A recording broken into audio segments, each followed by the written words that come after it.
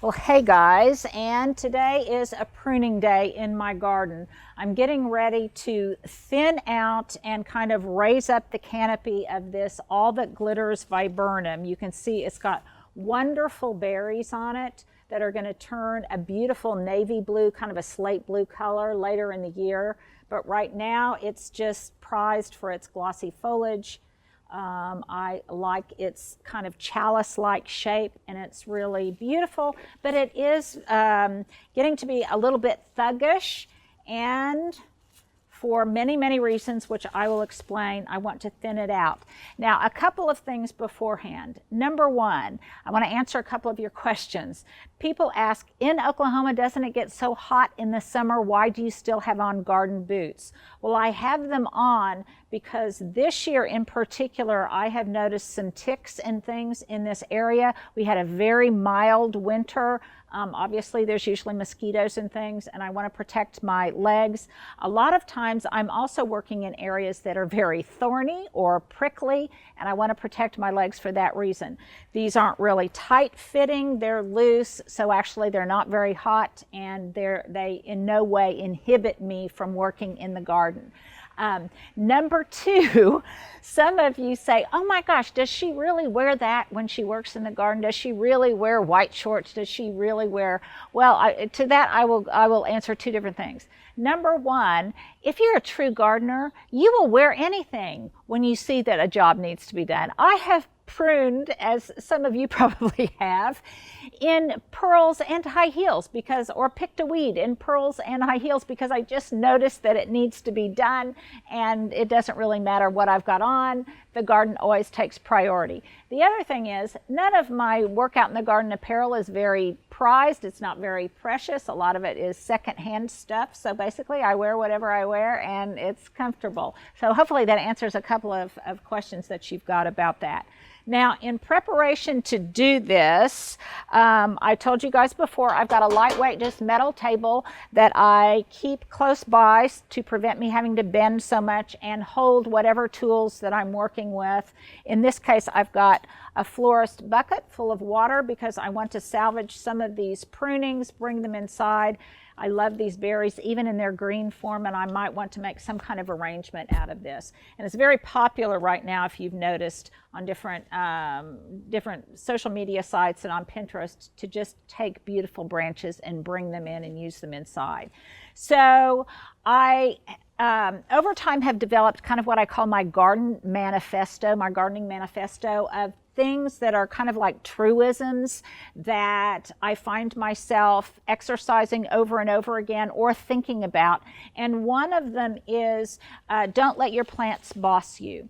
And in this case, this viburnum here is starting to boss other areas of my garden, be a little bit thuggish, and I don't like that. So I am going to train it. And later on, there'll be a way that you can get a copy of everything that's on my gardening manifesto list. I'll talk about some of those things later.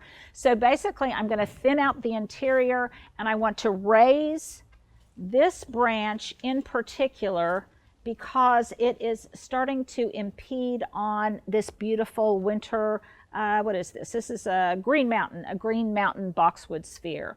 And I need to do a little bit of pruning on it too. So this will help me get access down here. Okay, so I'm going to start out rather conservatively.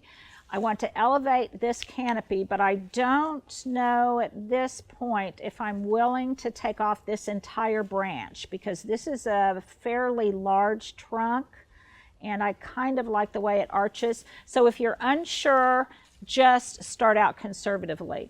So to do that, I always start out by pruning down basically anything that's kind of growing low or growing down. So right here you can see that this area is starting to crowd out the boxwood. So there's a branch right here, and I'm going to take that out.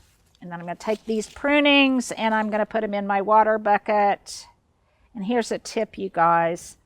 On any kind of woody canes, you can just take your pruners and just kind of slit up through that woody cane, and that helps water absorption.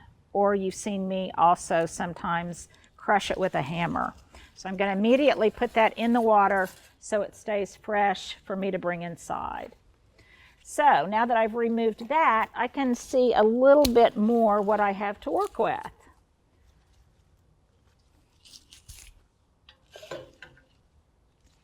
Okay, here is a branch. I think this one,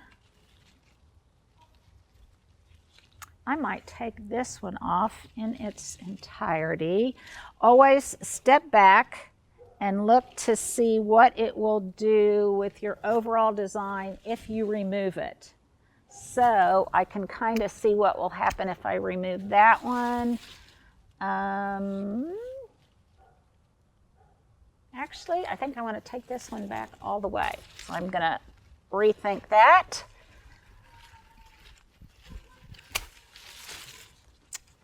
And that immediately gives that boxwood more breathing room.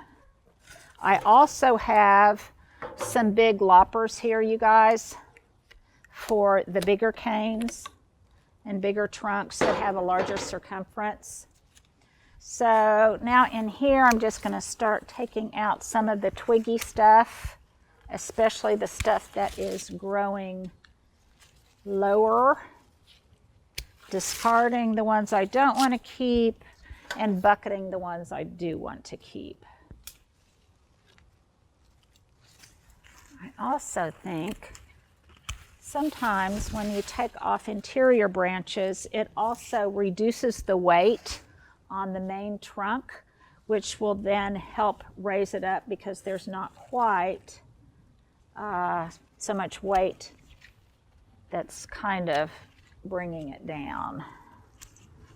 Now I'm also doing this, as I've said many, many times, I'm doing this not only because I want to give the boxwood more breathing room, but I'm also doing it because there's things growing underneath and I want them to have more light and I want to be able to access what is growing underneath.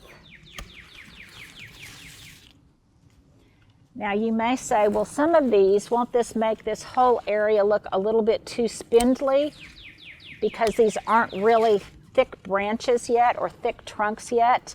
And initially, yes, it will look a little bit wiry, a little bit rangy, but as these mature and thicken up, in no time at all, it will really have a beautiful branching structure. And the other thing is you want to do it while it's young. That way your cuts aren't real obvious and it grows and matures in the way you want it to.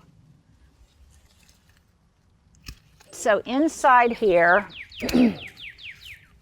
Stuart, can you kind of get in the interior and you can see that I'm just cutting away some of these canes that are growing. They're almost like suckers and they're growing a little bit more vertically.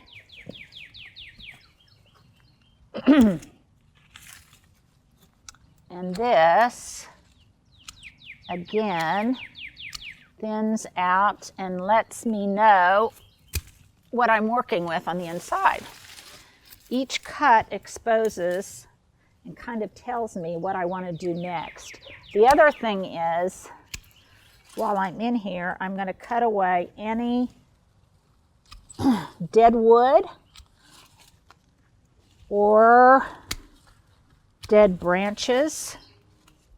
And remember, any time that you can improve air circulation in your garden, that is a wonderful thing because it helps prevent pests and fungal problems and gives less, makes it less hospitable for mosquitoes and things.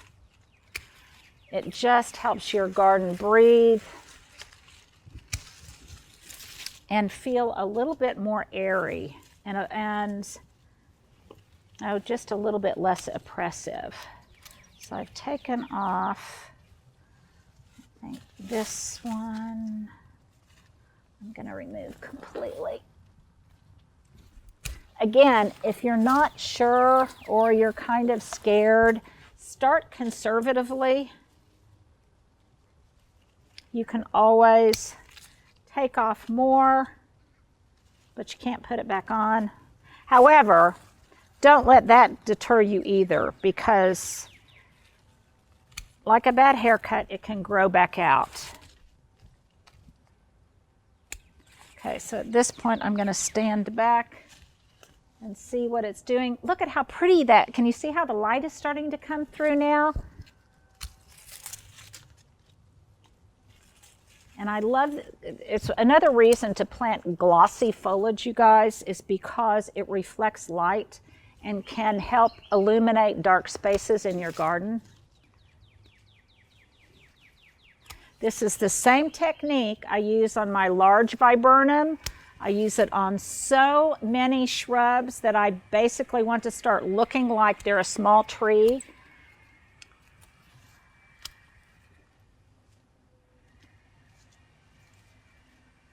I'm really liking the way this is looking. It reduces the density, which in some ways also makes it less susceptible then to wind damage, because it allows the wind and the air to go through the shrub versus getting caught up in the canopy of it.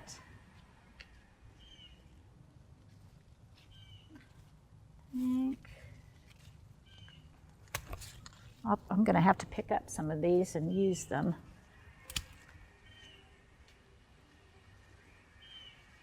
A good place to start is always those that are kind of growing down, because that will help you also raise the canopy. And by canopy, in case you don't know what I mean, by canopy, it just basically means all of the greenery. I want all of the greenery to be higher so that I've got more room underneath. And this may about do it for now. I'll attack it from the other side. But Stuart, if you'll come over here, I want to show you what this does then is I have so much more access to the area underneath to control some of the things in here that are problematic. So let me get back in here. I've got some volunteer pokeweed and some walnut trees and the ever-present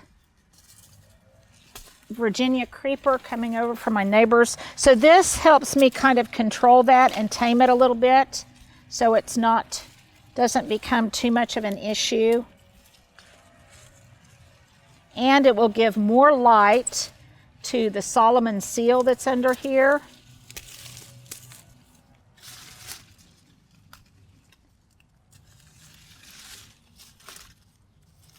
And that way I can also, if I need to, if I want to come back in here, let me get back out. If I want to go back in later and I want to top dress that, I see some more Virginia creeper in there that needs to come out. But if I want to top dress this area, then I have access to go in and maybe give it some compost or some fertilizer, and it will appreciate that. So you guys, that's kind of what I have done here in giving this viburnum some breathing room. I hope that makes sense. So go out and prune something in your own garden today.